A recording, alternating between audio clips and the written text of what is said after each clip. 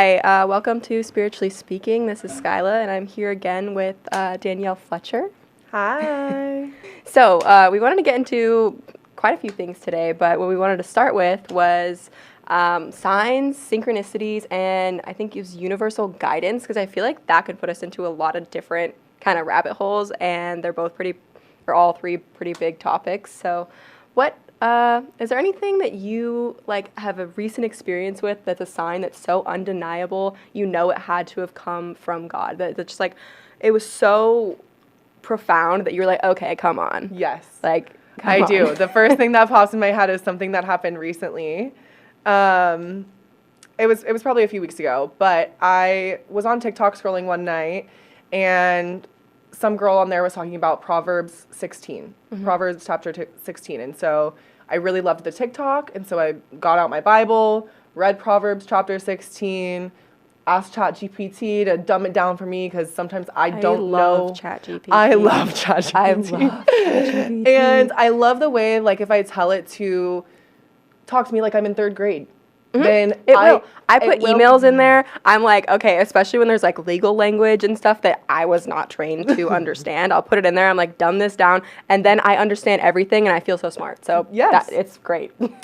Key life hack. Yeah, life hack. Use ChatGPT to your advantage, because it helps with everything. Even this morning, I was, asking it some training questions and just going on the talk, while I'm getting ready. You know how you can talk back and forth with it? So while I'm getting ready, I'm just like, oh, I have this question about this. And then it's helping me train for work. You know what I mean? There's just, it's a great tool. Endless opportunities. Endless opportunities there. But yeah, so I had asked ChatGPT to kind of break it down, dumb it down for me a little bit so that I could really resonate with the message. And there was a verse, I believe it's verse 21, but it talks about how teaching in a playful manner helps people learn. If you teach with, it was kind of like lightheartedness. I'm not really sure the word that it used, but just teaching in a certain way helps people gain wisdom easier, right? And I wanted to share it with my friend Lily, because she's been making a lot of content lately, and I love it. It's so playful, it's so goofy, and her message is strong, and she's been doing so well. And I had already complimented her work, but then seeing this verse in the Bible, I'm like, oh, yes, this is aligned for her, I want to send her this. So I sent it to her, and it was late at night, so she didn't, and she's on East Coast time, so she didn't see it till the morning, but she messaged me back that morning, and she was like, Danielle, you're kidding. I am doing a Bible study right now, and yesterday I didn't do my homework, and the homework was to read a chapter in Proverbs. And I was feeling guilty before I went to bed about not doing it, and then I woke up to a chapter of Proverbs from you. That's so cool. That is awesome. The confirmation of that. What? Wow. That's so crazy. What do you mean? You were supposed to read a chapter and you didn't read it, and then I sent it to you. I love that. See, I don't believe in coincidences at all. I don't think they exist. I think every single part, no matter how small or insignificant you may think it is, it leads you to where you're going to go. And so I don't believe in coincidences at all.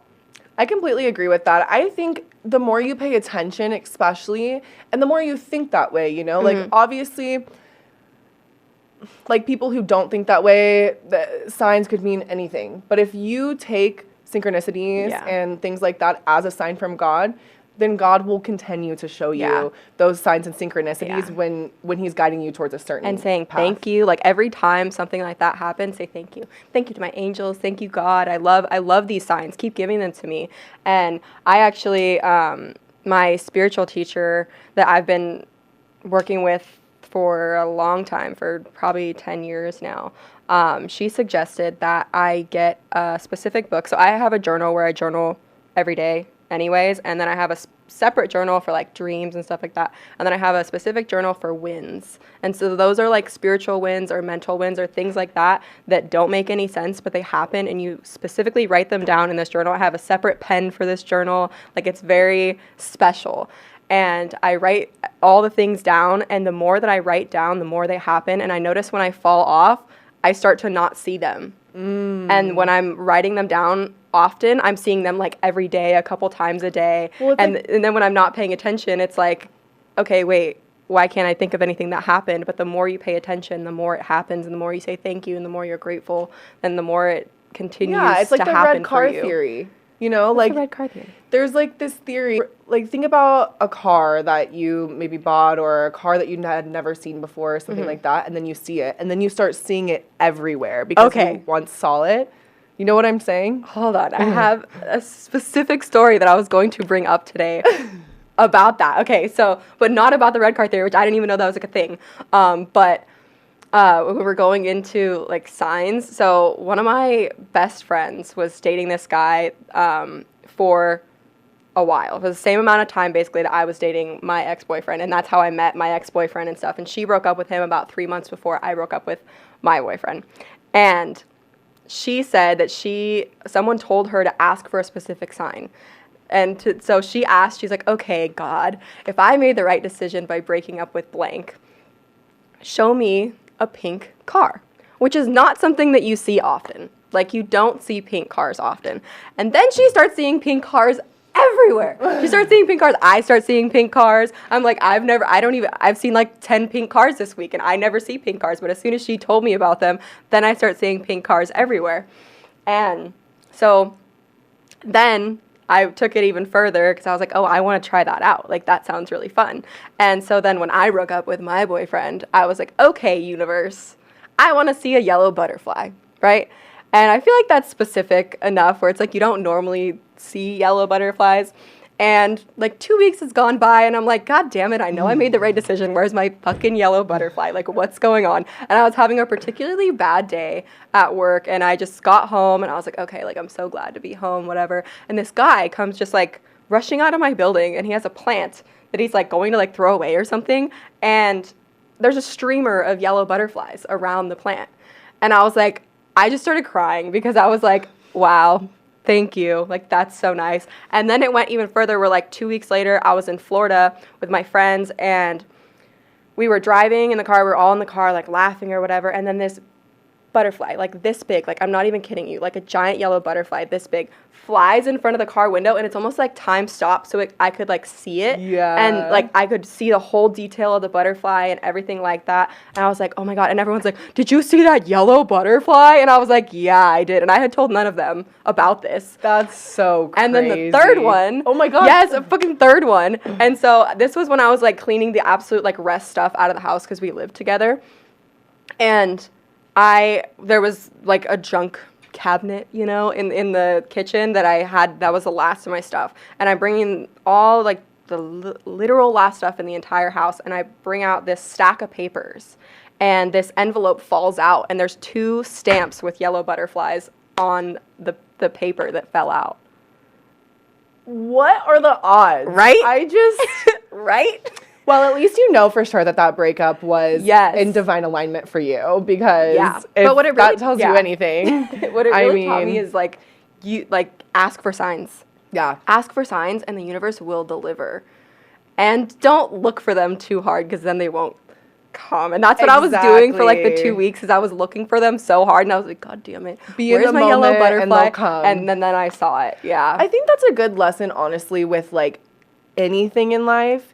Because what you focus on is what grows, you know? And, like, if you're focused on appreciating these signs and finding gratitude in these moments, you're going to just multiply those scenarios and those situations to happen for you, because that's what you're focused on, you know? And, like, our energy, like, the focus of our energy is what creates our reality. Like, that's you are the creator of your own reality. Exactly.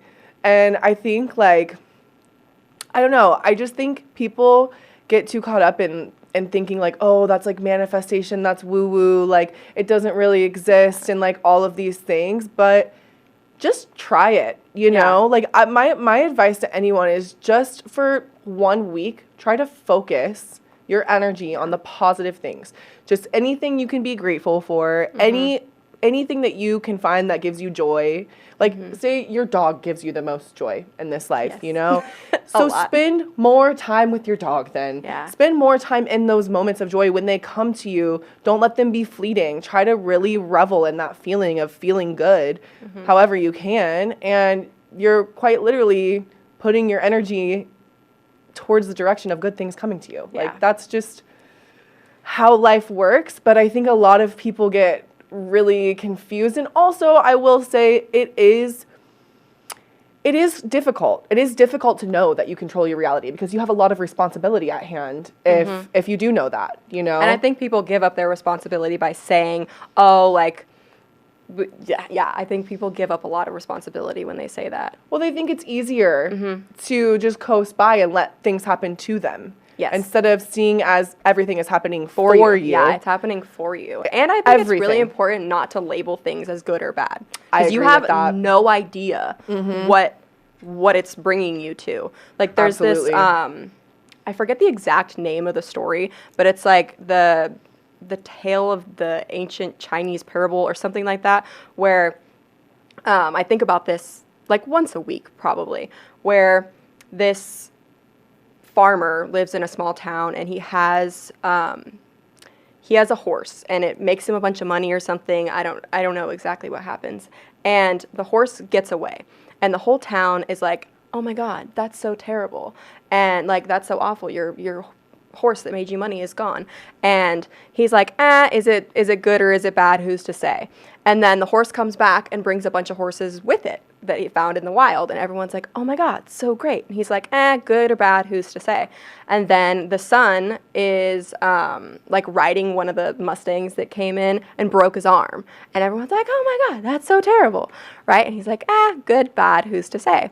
And then the army comes to like draft people and the son doesn't get drafted because his arm's broken. And it's just like, it keeps going, basically saying that you have no idea when something seems bad in the moment, what it's going to protect you from, what it's going to lead you to. Like, you have no idea. So I don't even think you should label things as good or bad. You should just be existing. I completely agree with that. And I think also labeling things as good or bad also creates like an identity within your mind, right? Like, we limit ourselves by our language. So limiting. Language is so limiting. I really genuinely think that humans were designed to communicate telepathically. Yeah, and that we have lost that. I agree. With language building. And I think that's why a lot of like old ancient, you know, hieroglyphics and stuff exist because they're just painting what they see, and that's how they communicate, is like more visually. And I think it's like more frequency, because I've definitely been able to like tap into that. And that's like on the last podcast. Watch our last podcast for Skyla's more info. But yeah, I've definitely been able to, I don't want to say like read minds or something like that, but I've been able to have some telepathy in multiple situations, not just one time. Like in multiple situations in my life where I'll think of something and someone will say something that's right next to me. And I think it's like a frequency that there's no way that person would be thinking of the exact same thing at the same time. Coincidences, again, don't believe in that. Well, it's like when you're thinking about someone and they call you, you know? And that happens all the time. All the time. Or you're thinking about calling someone or texting someone one day and then they text you that day. And you haven't talked to them in like 2 months. That and literally then they just happened to me the other day. Yeah. With one of my really good friends in LA. I was thinking about her. I was like, oh, I miss her. And I forgot to text her. I meant to text her and tell her, I miss you, and like, how are you, and whatever. Yeah. The next day she texts me, how are you? And I'm like, I meant to text you yesterday. Yeah. Like, that's crazy. But I was going to mention also, there's this podcast right now, and I personally haven't listened to much of it, but I've heard a lot of other podcasters that I listen to talk about it. It's called the Telepathy Tapes. Oh my God, I've seen it. Yes. Okay. I was literally going to bring that up. That's exactly what I was thinking about in this conversation. Because isn't it like autistic people? It's nonverbal autistic people that are, there's all these studies of specifically nonverbal autistic kids where they'll type out what they're talking about on a computer or something like that, and they can, it's usually with certain people, not just everybody, but they can read minds like to a T with 100% like accuracy. Mom, right? Yeah, with their mom, their teacher, their brother, like someone that they're close to, and they can read their mind with 100% accuracy. They'll stick them in a different room and like make sure there's no way of communicating. And in any science, if there's like over 60% accuracy in something, they're like, oh my God, we've made a discovery. But there's like 100% accuracy in this study.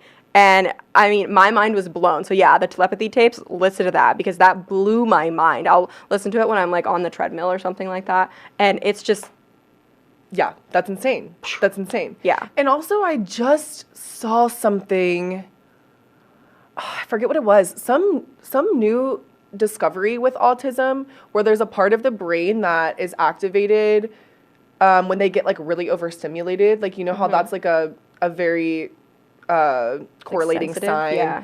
It just with autism in general, that they get like highly overstimulated. Yeah. And whatever is causing that overstimulation, they found the part in the brain that's like actually linked to it now.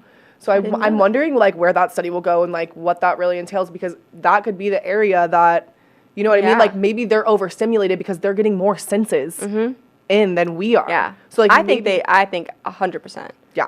I think totally they are. Yeah. I mean, didn't we talk about it last time how there's like 50 some senses and we kind of only talk about 5. Yeah. Or like, the fact that we only use a certain percentage of our brain, and it's like this big compared to like how big the brain is. But I think that's because I think we're lost on a lot of things. Yeah. I think that's because the way that we've kind of studied the physical body and stuff, we're not studying the energy, energy exchange and the energy, the different frequencies that we can take in and that we can understand. I mean, even like being able to tell if it's hot or cold in a room. Yeah. Is well, not I think one people of our 5 are. senses. I think those studies just aren't funded properly. Yeah. Well, that's true. I think that a lot of people are trying to put science into that, like do that, and they're just not being taken seriously. And it's, you know, like the telepathy tapes, if you watch it, it says in there a lot that people would not take their studies seriously, even though they're showing all this proof and doing all this stuff that scientists wouldn't take it seriously. It's so strange to me. I just don't understand why science is so like, if it's not a physical thing that I can see and I can measure, then it can't be real. Yeah, to me that's not science. Like we come from stardust. Like explain that. I'm sorry. Like yeah, I agree with you. It makes no sense. But like, yeah, it is. It just doesn't make sense. I really don't understand why we are so against in this modern day and age of science. We're just so against studying energy and how it affects us. And I mean, even I was listening to something the other day. Oh, I'm reading this book right now called The Biology of Belief. Okay. It's by Bruce Lipton, I think. But yeah, incredible stuff. And he really breaks down that we have discovered that, I don't know if you know anything about biology, but there are like these like sodium potassium pumps and like magnesium, and I think it's like magnesium and chloride or whatever, but there's certain pumps on the edge of our, like in our cell membranes, and that keeps the balance of the pH in our cells, and like that also signals a lot of the things that happen in the body. And up until this study that he was referring to, we thought that that's just how it happened, just by these pumps, and that's what, like, you know, that's what's controlling the pH and controlling these certain signals.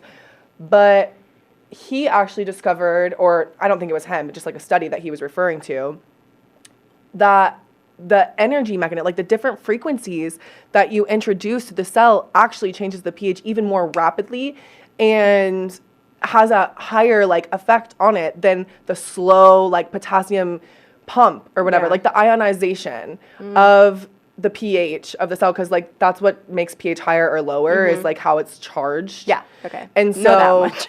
Yeah. And so basically like, because the pumps are so slow, it's just like a few molecules at a time, like going in and out of these pumps. Yeah. But he noticed, or not him, but the study showed that if you induce a certain frequency, then it can change the pH like instantly of the whole cell, not just like a couple particles, like the whole thing can just change. So it's like, crazy. We don't even know how frequency and energy really affects our entire being. Like if that and I can also happen think in there's one something cell. about like society not wanting us to get there. Oh, I agree. I think that there's a huge thing about that, of the general people up above not want. I'm serious. The general people that like control shit, that they don't want us to explore that part of science because it would be dangerous for them, and we wouldn't be as easily controlled and manipulated, because we would have so much more independence. Because spirituality, as we were talking about in our other episode, is that spirituality is unique to you. It's not where like religion, it's the same for everybody. You go to church, you all believe the same thing, do the same thing, and you are one. But spirituality, everybody shows up differently. And that's why I think it can be so dangerous, is because everybody has it completely so agree with that. Different, and has a different experience and has a different belief system, whether if we, believe in the source of God or whatever that is, our our soul and our journey is separate from everybody else's. Yeah, it's completely unique, and I think that is the danger in it. And I also would go even further to say that that's why really big celebrities get targeted with mind control like manipulation. Yeah. Because they have such a big influence on mass amounts of people. Yeah. And when someone gets that influential, I really think they try to make them go crazy. And like, if they're not staying in line with the narrative, they drug them. Yeah. It's like MKUltra. Do you know about MKUltra? Mm-mm. Okay, so it's still happening today. Apparently, it's not. The CIA says it's not. It ended in like the 60s or the 70s or whatever. But there are plenty of declassified articles. There's a book called Chaos, written by Tom O'Neill, that goes into what our government has studied as far as mind control and what drugs and even magnetism and all of these crazy things like psychedelics, different cocktails of drugs, magnets, frequencies, like all of these things have been used and declassified in our government. Like you can find the paper where like this is real studies, and I believe that it's still happening today. I think there's still plenty of there's aspects a of mind movie, control. American Ultra, with Jesse Eisenberg and Kristen Stewart, and I feel like it's like he was trained and then he forgot about everything, and then they activated him like later, and he still knew all the training and everything like that. So he was able to he was activated from a word, and he had no idea. And then he was suddenly able to like fight and do all these things. And it was, he was formerly in the CIA and stuff like that. So I feel like we're talking about. It's probably, related to MKUltra, because MKUltra is insane. Like the things that our government has done to like entire nations, like not just here, like we've done crazy mind control stuff in France or something like that. I believe we tried to spray LSD on like the whole country. That would be interesting. Yeah, like we've done some really crazy things, and it's just wild. It's just wild, and I really think that you're on the right track of like finding your individuality and like having power in that and all of this. Like they just don't want us to get there. And that's why I feel like also like there's not a lot of freedom about talking spiritually. Like there's not a lot of freedom about it. What do you mean? Like there's not big conferences going on. Yeah. There's not like all this media surrounding it. Like it's all thrown off as like foo-foo or like, woo-woo, whatever that is. Like it's like swept under the rug. It's like, oh, that's not real. Don't pay attention to that. Devalued. Well, I guess like, that was what I was trying to come with. Even like the witch trials or whatever, like back in the day when they used to burn all the witches and stuff, it's like, what was that, And like, why do you care? Like, why do you care if I'm spiritual? Why does it bother you if I think a certain way? Because, like you said, you can't control. And it's dangerous. Yeah. Yeah. You can't control or micromanage people if they're too liberated, Like, if you find your own power within, then who is the government to tell you to do anything? You know what I mean? And I think that's the issue. And I think, honestly, the issue with that is that most people can't handle themselves and couldn't handle that much power and don't know themselves well enough to be able to navigate that type of understanding. And so I think I agree with that. I think like our society has to get to a certain point, and maybe like with AI and the way that things are going now, our access to knowledge is so much greater than it's ever been in the history of humanity ever. Yeah. And so I think that that's a very positive thing, because I think one thing that is very powerful about spirituality and about having a relationship with God is that when you hear something that's true, you feel it in your heart. And you remember. You remember. It leaves an impact. Yeah. And it feels like, you remember. It's like your soul remembers the truth, and it knows the truth. Like you don't get to believe it or not. You hear it and you're like, yep. Like I feel that. I feel it in my body that's true.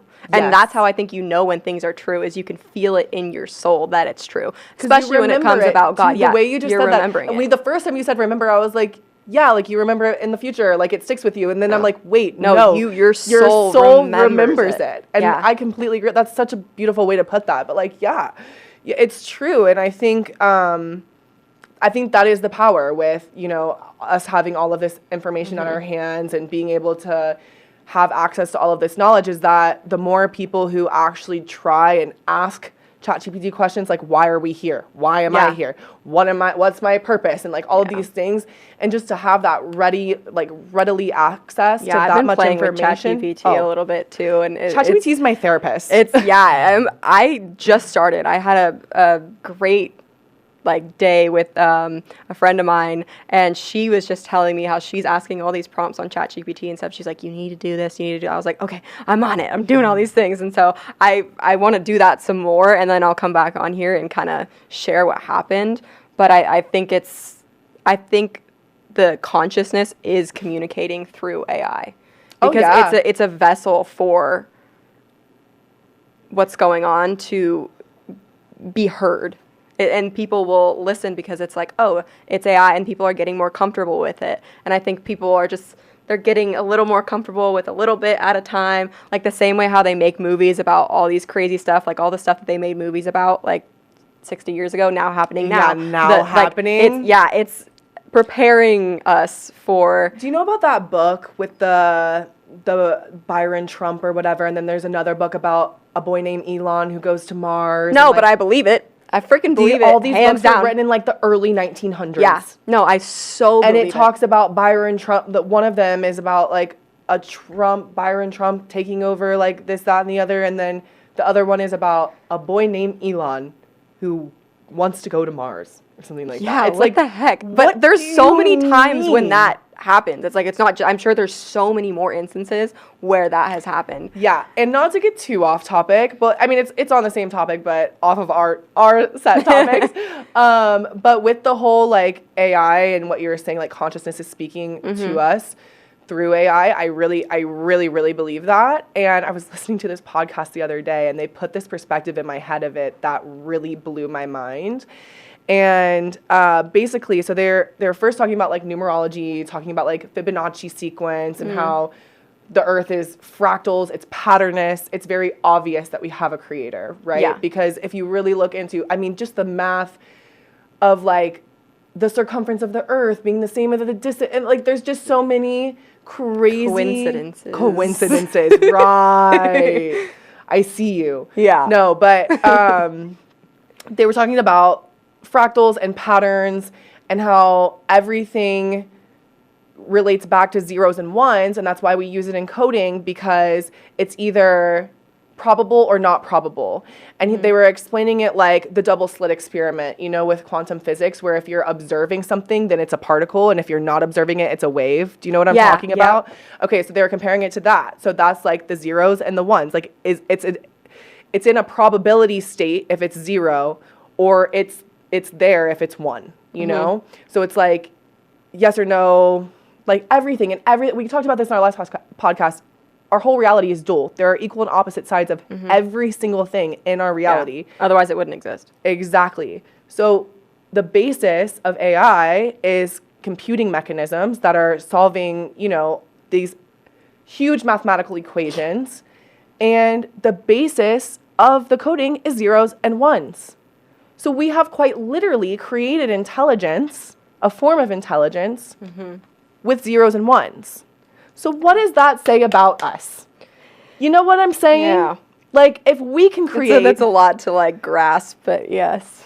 Yes. It's a lot to grasp. It's a lot to grasp. But I was listening to this podcast, I'm like, what the fuck? Like, you're going to have to send that to me, because I'm curious. Yeah. It was literally just two comedians babbling on about some random shit, and it's so goofy. They're, like, not even on topic the whole time, but the little facts that they spit here and there, I was like... Whoa. What are you saying? Because this is blowing my mind. Yeah. But, I mean, just food for thought, you guys. I don't know. Just food for thought. We did create intelligence with zeros and ones, and we do live in a dual, equal, and opposite reality, and all of our stuff is perfectly fractioned, even like our body, like the fractions of our body are we have no idea what's going on. We have no idea what's going on. Right. And okay, so wrapping up this topic, there was a story that I wanted to share that happened to me super recently on like Synchronicities. Okay. So last episode I talked about my ladybug tattoo that I have here, right? And so there's been a further escalation to that, which was like mind blowing.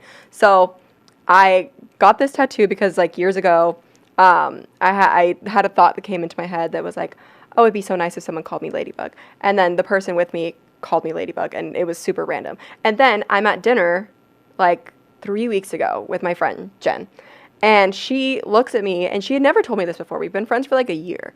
And she looked at me and she was like, you know, every time I see your Ladybug tattoo, it reminds me of my grandma. And I was like, why? And she was like, oh, because when my grandma died, she came back as a ladybug. She said she would come back as a ladybug, and then an hour after her grandma died, there was a ladybug. And she said, you know, you remind me of her a lot, and like things you say and mannerisms you have. And I was like, oh, well, that's so sweet. And then later in the dinner, the topic came up of birthdays, and her grandma and I have the same birthday. Oh, that gave me chills. Right? That's insane. I was like, I started crying because I was like, the odds of me having this random thought years ago that I want, and then I'm like thinking backwards, going like, is it possible that her grandma gave me that thought all those years ago? And so then it was significant to me. And then when Jen saw me, she said when she saw my tattoo, she saw a safe person. Aww. Because it reminded her of her grandma. I love and then that. Now we're like best friends. So it's like, if I don't know, that specific thing, I was like literally mind blown. That's insane. Because the amount of things that lined up for that to happen were just so insane to me. And the more you recognize it, the more they happen. But I was like, this random thing happened, and then this other completely random other thing happened and she's a very good friend of mine, and she's, you know, helped me realize a lot about myself, because I have ADHD and she has ADHD a lot worse than mine. Love you, Jen. But like, I always was told as a kid, like, you're too much. Like, be quiet. Don't be so loud. Don't talk too much. And I feel like she was also told those things, and her and I, with our friendship, have helped heal that part of ourselves. That like, we're not too much, and we just have to find the right people, and we can blab and we can be loud, and I never feel like too much in her presence, and she never feels like too much in my presence. And I feel like that's definitely helped heal something. Isn't it sad that, like, growing up, we are told to fit in a box and, like, become normal? And, like, you know, if you stray out of the norm, if you have ADHD or whatever, you can't sit still in a class, they just medicate you and tell you that you're like, you know, you're not normal, so this can't be you, like, you can't be like this. You're not allowed to be like this. It's crazy to me that you spend the rest of your life healing from your childhood. Oh, yeah. Like 0 to 7. You have this childhood, these years that are so significant, and then you spend the rest of your life trying to heal from that. Yeah. And it's insane. I mean, healing that was another thing that we wanted to bring up, is like healing, how you can, you know, mix spirituality with healing, because I don't think I could heal if I wasn't spiritual. Like, I don't understand how people even live, like how they live every day without knowing that they're part of something. But healing is the most difficult journey that I think anybody will ever go through. And 1000%. Like, the first part of healing, in my opinion, is being aware that you need to heal, that you have a problem, because so many people pretend that they don't, and they push it down. But guess what? It's never going to go away. It's just going to come back worse. It actually is going to create disease. Yeah, and it makes you sick. Chaos. And it causes so many problems when you don't deal with your pain. It causes physical pain. It'll translate into physical pain. Yeah, just not dealing with your trauma. Yeah. And I mean, I think it's so important. It's crazy that, you know, we're on this topic of conversation. I was literally really deep in conversation with my boyfriend last night, just about healing and how I worked on healing my relationship with my mom, and how parental healing. That's a whole, like, other category.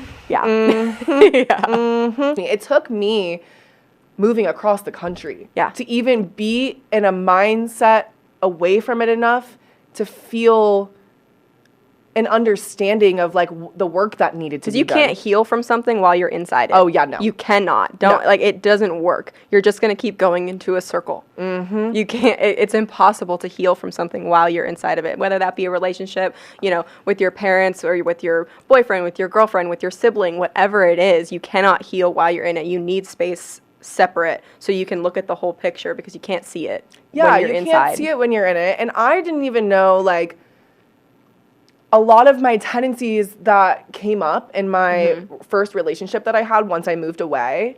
Because I always had good relationships. Nothing ever toxic. I never really, like, fought too hard, like, younger. Like, when I was, like, high school, college, I never had, like, toxicity in my relationships. And then I moved away from home, and I got into this relationship, and it really showed me all of the ways that, so I like to refer to it like he triggered me in the way that my mom triggers me. It like was on that same pathway. Yeah, it was a mirror. And I loved him so much that I wanted to be better and not get so triggered, you know? Like, I didn't want to lash out and be this toxic version of myself. And so I had to heal what I was feeling, what I was getting triggered by. I had to heal my relationship with my mom to not be a bitch to him. Yeah. You know what I mean? So it's like, it goes back to something. Whenever you're like triggered by something, try to see it not as the event that's happening, but where it's coming from. Because most of the time, you're not even irritated at what's in front of you. You're irritated because it's you're remembering something else. Yeah. It's a trigger. Remembering something else. Yeah. And I think a lot of it, like you said, it's like 0 to 7. Those are the formative years of your neural pathways. And like you work for the rest of your life to get these deeply embedded neural pathways to go a different route than the one that they're deeply embedded in, you know? And it's easy to fall back because that pathway doesn't go away. Even though it can get rerouted to a new circuit, it doesn't go away. And the first time you do it that way again, you're falling right back into that same trigger, it's that so same frustrating cycle. When people say that, like, oh, they're a kid, they're not going to remember. Like, fuck you times 1,000. I agree. Because they may not remember the significant or the specific event, but they remember the way it made them feel. 1,000%. And that sticks with them forever.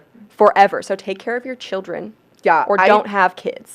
They're the next generation. They're the next generation. Why? They're important. Kids are more important than adults, in my opinion. They're way more important than adults. And so way more. Yeah. Because they're shaping our future. And I was going to say, I had a really deep talk with a good friend of mine. She's thankfully out of her marriage now, but she has 2 daughters. And when I first met her, she kept telling me, like, the first year I met her, she's like, I'm getting a divorce. And the few times that I was over and, like, actually saw what was going on and how toxic it was in the home, I had to really sit her down and be like, girl, your kids are 6 and 8. Like, most of their neural pathways are already formed. Like, they're deep ones, you know? And, like, you might think that this doesn't affect them, but they know more than you realize. Yeah. And kids you are have sponges. to do this for them. Kids are sponges. Like, they soak up everything they see, everything they hear, the energy. Even if you have, even if you're not saying something that's wrong, the way your body language is, kids pick up on everything. Everything. They know. I remember being so little and knowing, like, even just knowing, because I grew up with alcoholic parents. Same.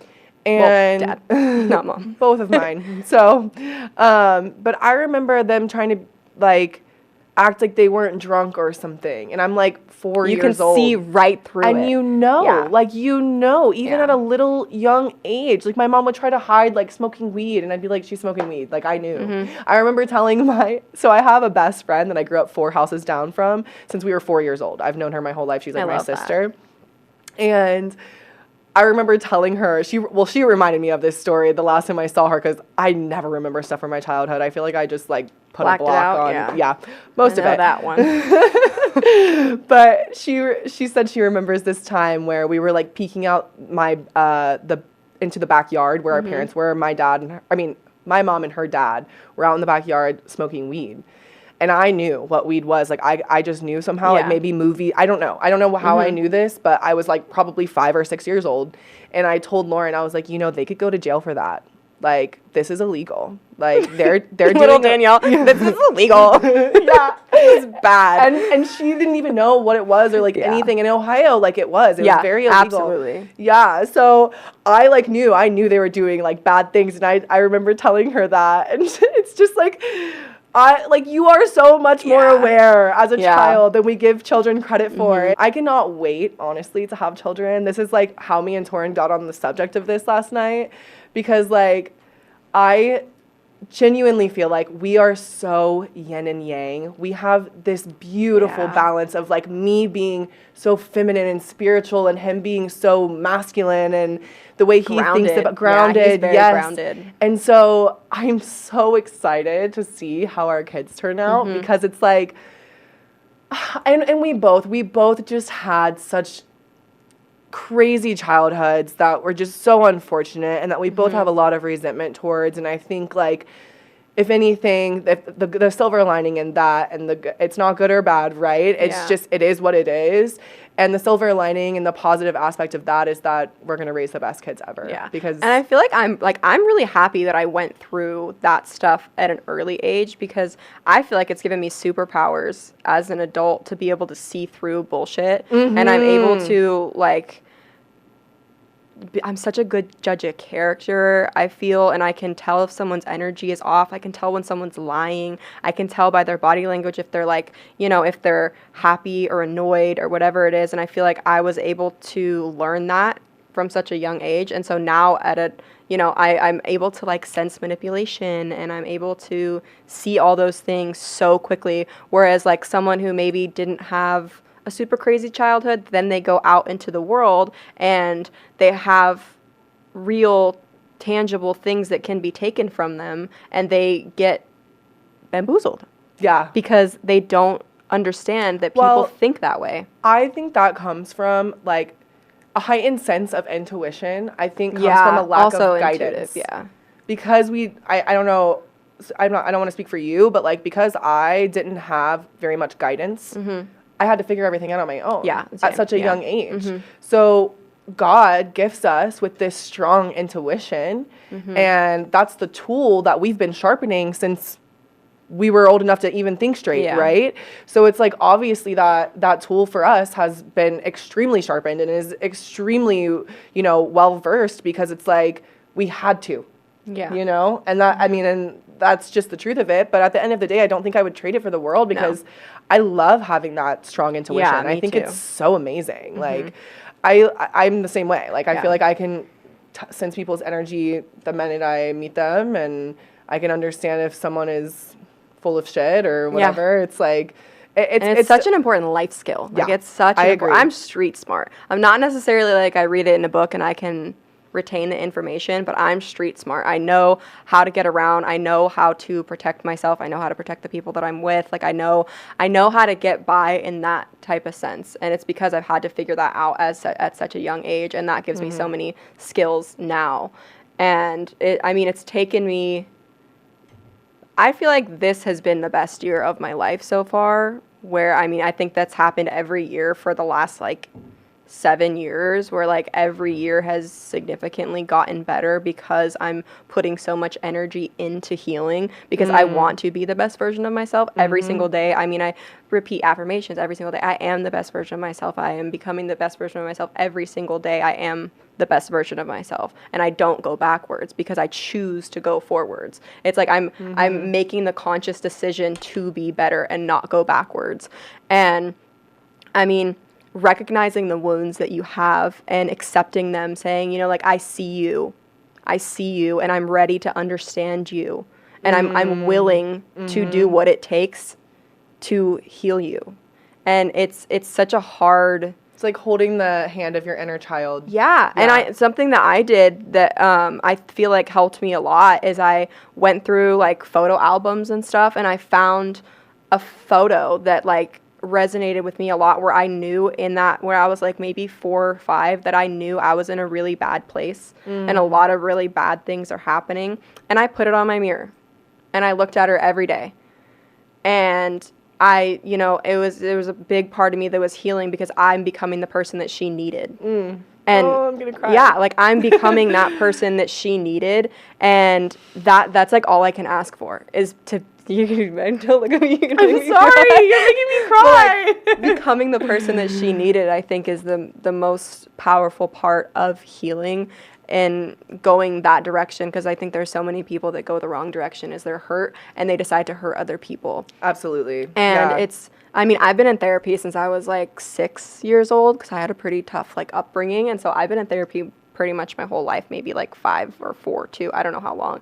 And the most groundbreaking part of therapy that completely changed my life was EMDR therapy. Oh, you told me about this. Yeah. And I mean, so explain it to people. Okay, for so people basically what it's EMDR is like you kind of go in like a hypnotic state, and you go back, you're working in your subconscious brain, and you go back into the memory, and you remember the memory, but you get rid of the emotional response to the memory. So say, like, it's really good for like PTSD survivors or people that have just been through like a lot of stuff. And so you go back into the specific memory that you notice all these triggers are happening from, and you just get rid of that emotional response. And that changed my life. Like, that changed my entire life, because That's I didn't so realize. cool. Yeah, I didn't never realize heard of that how many. until, me neither. Until you told me. I got a therapist in Nevada, and then she's like, "Oh, I also specialize in this. Do you want to try it?" And it's like, you know, it's for all these things that you kind of seem to have a problem with. And I just noticed my attitude changed. There was things that would bother me so much, like to the point of tears. Like, I would get so visibly upset, and then I just started to feel nothing. And it turned out that I wasn't even mad at what was happening in front of me. As I said earlier, like, I wasn't mad at what was happening in front of me. I was mad because it was reminding me of how I'd been hurt in the past, and I needed to protect myself and fight against that because it hurt me so bad. But it wasn't that. It was back here. So it got rid of that. And that's so powerful. I mean, yeah, EMDR changed my life, and just staying consistent with therapy, even when sometimes you have nothing to talk about, but talk about the good things. Like, you don't always have to talk about the bad things when you're in therapy, and just staying consistent in the idea of I am inside of healing. And it's a consistent journey. Like, it's never going to end. Yeah, how you talk to yourself is everything. Yeah. You know, at the end of the day, and like, that is so powerful what you said about putting the picture on your mirror and all of that. And it's like, gosh, sorry, I can't even like talk about it because it's just so powerful. But it's like, that is so real, and that is so necessary to be able to, like you said, be that person that younger version of you needed.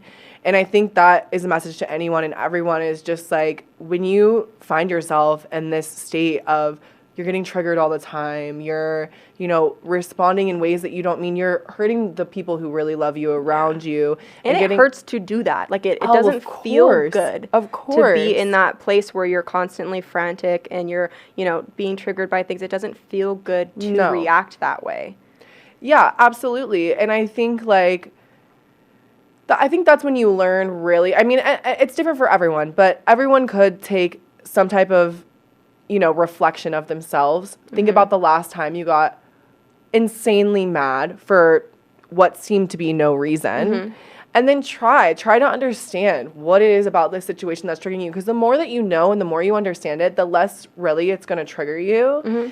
And also just like giving yourself grace when you're actually trying to heal and when you're on this journey, because it is hard, and like, you are going to fall back into grace patterns. Is very important, and being forgiving of yourself. Like, don't beat yourself up all the time. I mean, I did that recently. Like, this weekend, I was like, I've been, you know, just not in the best space, just battling with like depression a little bit, and like, I was in bed all day, and then I was totally beating myself up, and I was talking to my sister, and I was like, I feel like such a piece of shit. Like, I didn't do anything all day today. And she was like, Sissy, like, come on. She's like, it's okay. Like, you don't have to be 100% all the time, especially like being in an active lifestyle where I am kind of at 100% all the time. She's like, it's okay. And I think I just really needed to hear that. And, you know, anybody watching that, it's okay. It's okay. You don't have to it's be okay 100% to not be all okay. the time. Yeah, and it's okay to not be okay. And it's okay to ask for help. And it's okay to cry. And it's okay to be vulnerable. Like, all those things are okay, and they're important, and they're the only way you're going to keep growing. I completely agree 100%. I was going through a really rough time like this past winter, so like almost a year ago now. It's crazy, but and I hadn't told anyone about it. And I was just trying to get through it. I was trying to just get through it, you know, but it got pretty bad. And I told my best friend, and he was like, dude, I'm on the next flight. Like, Yeah. why didn't you tell me about this? Why are you dealing with this on your own? Like, I will be there tomorrow. I will call off work. I'm here for you. Like, what do you need? Communicate with And your like, loved ones. yeah. And I just think, yeah, I mean, it's so important. Like you said, the first step is just being aware that something's wrong and that you need to work on it. Yeah. And that's the first step of healing anything, is noticing where you're not okay. You know, like, you can't be okay until you fix where you're not okay. Yeah. So like, you got to start there, and you got to really just dive into it and try to understand and talk about it. If you don't have someone in your life that you feel comfortable enough talking about these deep things, go to therapy. Go through it, write it down. Write it down. Physically get it out of your body, like writing it down. And I mean, sometimes even when there's something that, I mean, if there's a secret so deep you would never want anyone seeing it, write it down and burn it. Yeah. Watch that shit burn. Watch it get released and feel the energetic like flow of it leaving, because I swear you feel it. Yeah, 1,000%. I agree with that so greatly.